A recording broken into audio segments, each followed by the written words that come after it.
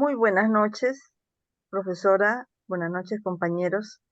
En esta oportunidad, al grupo número 6, Darinka Reyes, Israel Guerrero y Carolina Anardo, nos toca exponer el tema informe final en el caso del análisis caso 3.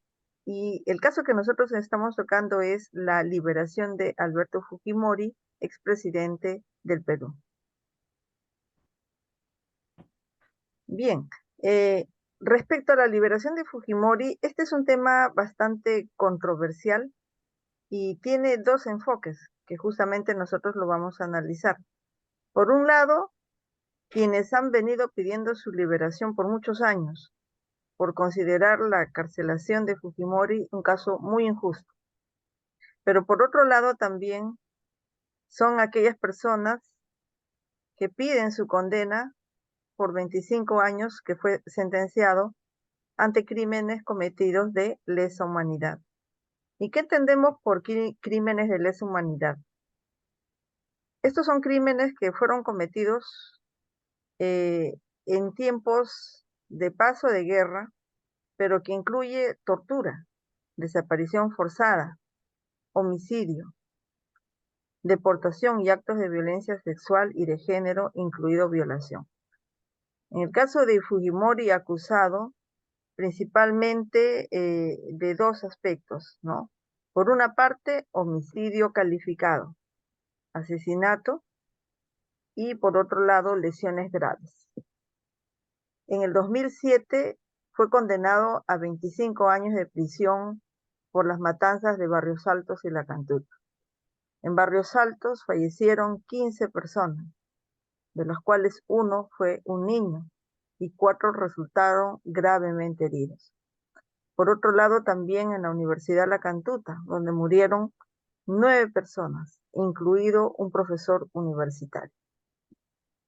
En el 2017, después de 10 años, Pedro Pablo Kuczynski, en ese entonces presidente del Perú, le llega a otorgar un indulto humanitario a Fujimori.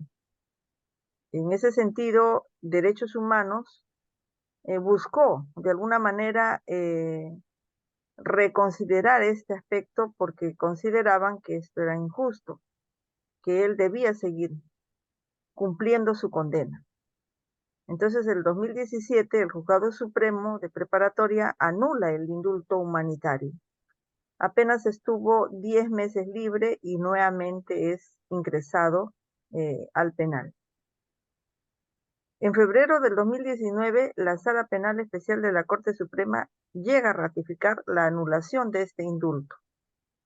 Y justamente allí es donde ya la estrategia de Fujimori trata de buscar su excarcelación a través de un habeas corpus y pide la restitución de este indulto que le llega a conceder Pedro Pablo Kuczynski en el 2017. Justamente allí es donde nosotros vemos que el 28 de noviembre de 2023, este año, el Tribunal Constitucional confirma la sentencia. Esa sentencia la confirma como fundada tras este recurso de habeas corpus del expresidente Alberto Fujimori, quien queda libre, ¿no? Y obliga al Estado peruano a que se le libere, que se le escarcele del penal de Barbadillo. Esa es la historia de Alberto Fujimori, un hombre de 85 años de edad. Paso a mi compañera Darinka a proseguir con el tema. Claro que sí, compañera. Muy buenas noches, doctora. Quien le habla es la alumna Darinka Reyes, que va a dar continuidad con la exposición. Dentro del pensamiento del caso propuesto en base a la idea de Francisco Miro Quesada, ¿en qué se enfoca Francisco Miro Quesada? Pues Francisco Miro Quesada se enfoca básicamente y nos indica lo que es la cuestión del derecho justo. Nosotros conocemos como lo que es la justicia. Pues esto ha sido una de las cuestiones más difíciles dentro de la filosofía jurídicamente reciente, porque reconocer una ley como justa o injusta requiere reconocer lo que es su validez, ¿no? Por lo tanto, reconocer lo que es la violación o la desobediencia dentro de dichas medidas, dentro de lo que sea posible, pues. Desde el punto de vista jurídico, que lo que es la legal y lo que no es legal o completamente inválida Esta dificultad temática nos va a aumentar especialmente lo que es la tensión de ciertos valores. Pues cuando vamos a tratar de un conjunto de leyes correctas, justas, lo que propiamente Francisco Miro Quesada recalcaba mucho, o las incorrectas llamadas como injustas, emitidas por el gobierno, el criterio de la decisión finalmente va a proporcionar qué cosa, lo que es el razonamiento moral, la base de razonamiento racional, pues que en ese sentido va a distinguir lo que es la ética y el formalismo. Francisco Miro Quesada se refiere a la ética y el formalismo como una base racional que considera que puede no ser posible y no tener clara una razón ética mental, material, de que en base a su racionalidad los métodos formales van a ir en la vida con la normatividad vigente.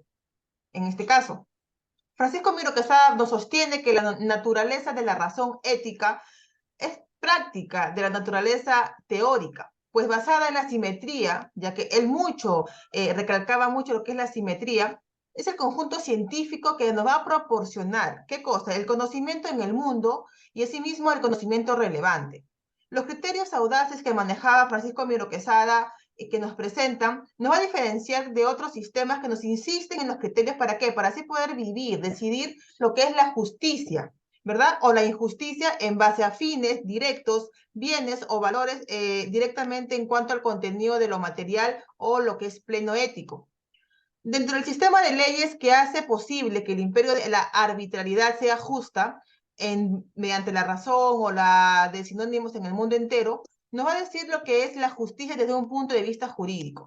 Pues Francisco Miro Quesada consiste en que el sistema legal vigente va a permitir resolver problemas que se planteen entre los miembros de la colectividad, pues de manera que, de manera racional, es decir, de una manera que no sea arbitraria en un sentido general.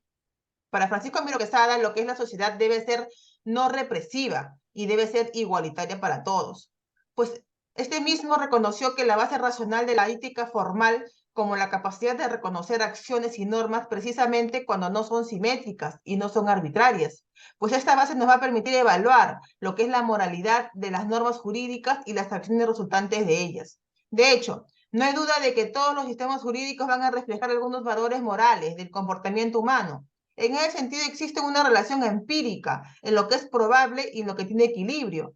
Asimismo, el problema de la relación entre el derecho y la moralidad es una relación teórica que nos va a decir o nos va a relacionar de lo que es correcto o de lo que es incorrecto en base al derecho y la moralidad.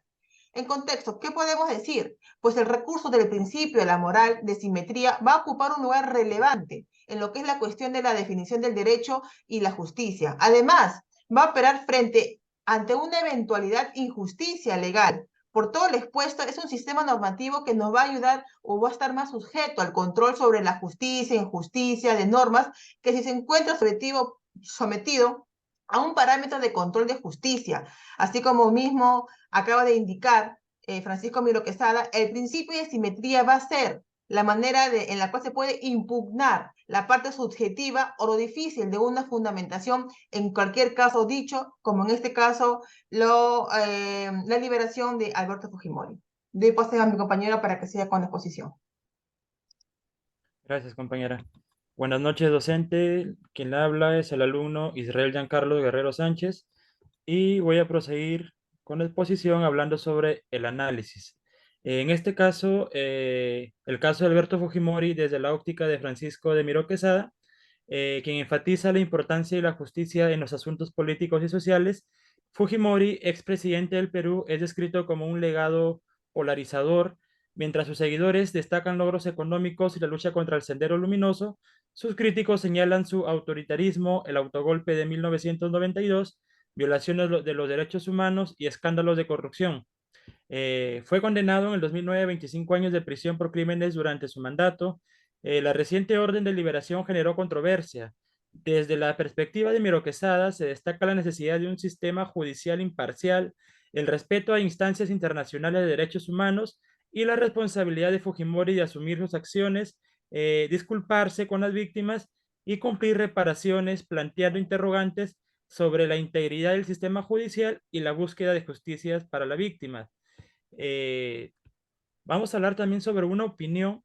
Desde la perspectiva política e ideológica de Miro Quesada, se puede debatir la liberación de Fujimori considerando aspectos humanitarios como su edad avanzada y el tiempo ya cumplido en prisión, sugiriendo que a pesar de sus crímenes y violaciones a los derechos humanos, podría ser una decisión justa bajo estos criterios, respaldada por el debido proceso legal según la resolución del Tribunal Constitucional. Sin embargo, desde una óptica ética y jurídica opuesta, se rechazaría enérgicamente esta liberación, argumentando que desatiende las disposiciones de la Corte Interamericana de los Derechos Humanos y va en contra de los principios de justicia y reparación a las víctimas. Además, enfatiza la falta de arrepentimiento y el incumplimiento de Fujimori en el pago de reparaciones económicas, señalando la discrepancia ética y legal en esta decisión. Como medida de solución, desde una perspectiva propia, se podría abordar por un equilibrio entre humanidad y justicia en el caso de Alberto Fujimori. Sería crucial que él asumiera la responsabilidad por sus acciones, mostrar un arrepentimiento genuino y colaborar activamente en la reparación a las víctimas. Además, se podría buscar una revisión exhaustiva del proceso legal, respetando las decisiones de instancias judiciales internacionales y asegurando de cualquier liberación no comprometa la integridad del sistema judicial ni menoscabe el respeto con los derechos humanos. Como conclusiones, como conclusión, el análisis de Francisco Miro Quesada sobre la justicia adecuada, arraigada en la ética formal y la capacidad de evaluar la simetría y la no arbitrariedad de las normas, proporciona una base para entender la complejidad del caso Fujimori. La liberación del expresidente ha generado disputas entre consideraciones legales y humanitarias, desafiando la integridad del sistema judicial peruano y planteando cuestiones vitales sobre la responsabilidad, el respeto a los derechos humanos y la coherencia ética. Este caso destaca la importancia de un sistema judicial independiente y transparente capaz de equilibrar la justicia con la humanidad, manteniendo la coherencia con los estándares éticos y legales para honrar a las víctimas y consolidar el Estado de Derecho en el país. Como recomendación, sería una recomendación clave establecer mecanismos claros y efectivos para monitorear y garantizar el cumplimiento de las reparaciones ordenadas y la responsabilidad de Fujimori. Esto implicaría la creación de un organismo independiente, tal vez bajo supervisión internacional, encargado de verificar el progreso de Fujimori en cumplir con sus obligaciones hacia las víctimas y la sociedad. Esto no solo aseguraría la rendición de cuentas continua, sino que también promovería la transparencia y fortalecería la confianza en el proceso judicial y en las instituciones encargadas de hacer cumplir la ley en el Perú. Muchas gracias.